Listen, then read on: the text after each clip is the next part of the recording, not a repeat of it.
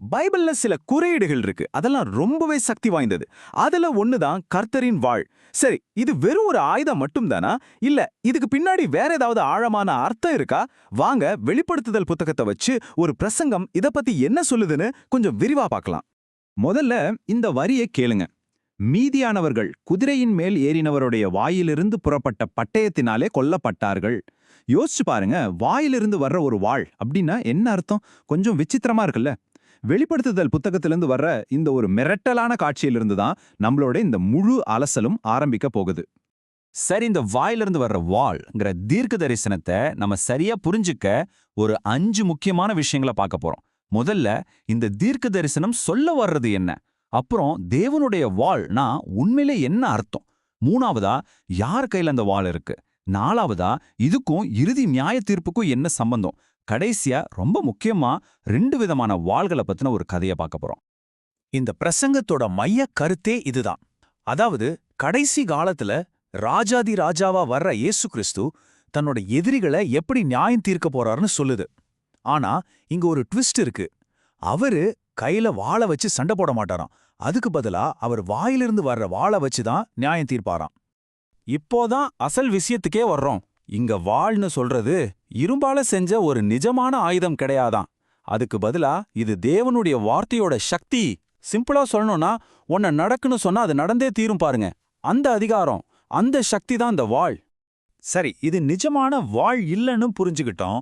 அப்போ இந்த போதனைப்படி இது வேற என்னென்ன வடிவத்துல வரும்? இந்த பிரசங்கம் அதுக்கு ஒரு தெளிவான விளக்கத்தை கொடுக்குது. இந்த வாள்ங்கிறது வேற ஒன்றும் இல்ல, தேவனுடைய வார்த்தையும் அவருடைய நியாய தீர்ப்பும் இந்த உலகத்துல வெளிப்படுறது தான். அதாவது இது நேரடியா தேவனுடைய அதிகாரத்தோடையும் அவர் செய்யற செயல்களோடையும் சம்பந்தப்பட்டது. அப்போ இந்த வாள் எப்படியெல்லாம் வெளிப்படும்? இந்த பிரசங்கம் எசேக்கியேல் புத்தகத்தை மேற்கோள் காட்டி சில உதாரணங்களை சொல்லுது. சில சமயம் அது ஒரு கட்டளையா அல்லது சாபமா வரலாம். சில சமயம் பஞ்சமா வரலாம். இல்லனா கொள்ளை நோய் மாதிரி வரலாம். ஏன் துஷ்ட மிருகங்கள் கூட தேவனுடைய நியாய தீர்ப்பை நிறைவேற்ற ஒரு கருவியா, அதாவது அவருடைய வாளா செயல்பட முடியுமா? ஓகே, இப்போ அடுத்த கேள்விக்கு வருவோம். இந்த வாளை யார் தான் பயன்படுத்துறாங்க? தேவனுடைய சித்தத்தை நிறைவேற்றுறவங்களா இல்ல குழப்பத்தை உண்டாக்குறவங்களா? இங்கேதான் ஒரு ஆச்சரியமான விஷயம் இருக்கு. இந்த பிரசங்கம் என்ன சொல்லுதுன்னா, இந்த வாளை நல்லவங்க மட்டும் பயன்படுத்தல, கெட்டவங்களும் பயன்படுத்துறாங்களாம். ஒரு பக்கம் பாத்தீங்கன்னா யோசுவா, சாமுவேல் மாதிரி தேவனுடைய தீர்க்கதரிசிகள் இருக்காங்க. இன்னொரு பக்கம் அந்தி கிறிஸ்து மாதிரி தீய சக்திகளும் இருக்கு. 2 பேருக்குமே அதிகாரம் கொடுக்கப்படுது. ஆனா அவங்க நோக்கம்தான் வேற வேற. இந்த வித்தியாசத்தை நாம இன்னும் தெளிவா பார்க்கலாம். ஒரு பக்கம் கர்த்தருடைய தூதன் கையில வாள் இருக்கு. எதுக்கு? தேவனுடைய நீதியான நியாய தீர்ப்பை நிறைவேற்ற. ஆனா இன்னொரு பக்கம் வெளிப்படுத்துதல் புத்தகத்துல வர்ற சிவப்பு குதிரை மேல இருக்கிறவன் கையிலையும் ஒரு பெரிய வாள் கொடுக்கப்படுது. அதோட வேலை என்ன தெரியுமா? பூமி முழுவதிலிருந்தும் சமாதானத்தை எடுத்து போடுறது. பாத்தீங்களா?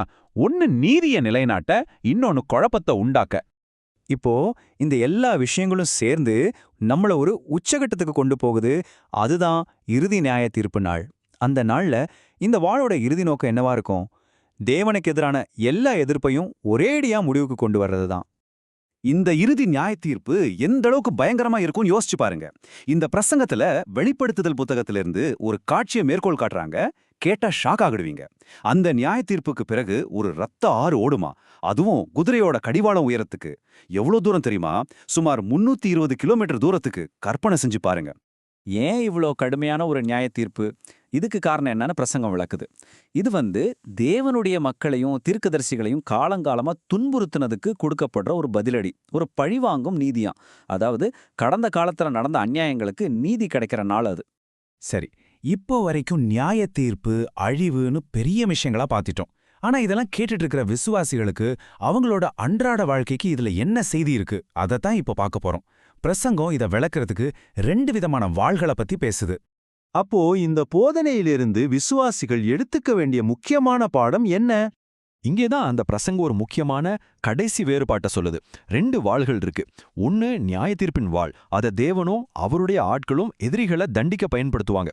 ஆனா 2வது வாள் ஆவியின் பட்டயம், அது விசுவாசிகளுக்காக கொடுக்கப்பட்டது. அது என்ன தெரியுமா? தேவனுடைய வார்த்தை தானது. இந்த பிரசங்கத்தோட மொத்த சாராம்சத்தையும் இந்த ஒரு வரி சொல்லிரும். பட்டயத்தை எடுக்கிறவன் பட்டயத்தால் மடிவான். ஆனா நம்மளோட ஆயுதம் தேவனுடைய வார்த்தை. பாத்தீங்களா, உலகத்துல இருக்கிற வன்முறைக்கும் ஆவிக்குரிய பாதுகாப்புக்கும் உள்ள வித்தியாசத்தை இது தெளிவா காட்டுது. கடைசியா இந்த ஒரு கேள்வியோட உங்களை விட்டுட்டு போறேன்.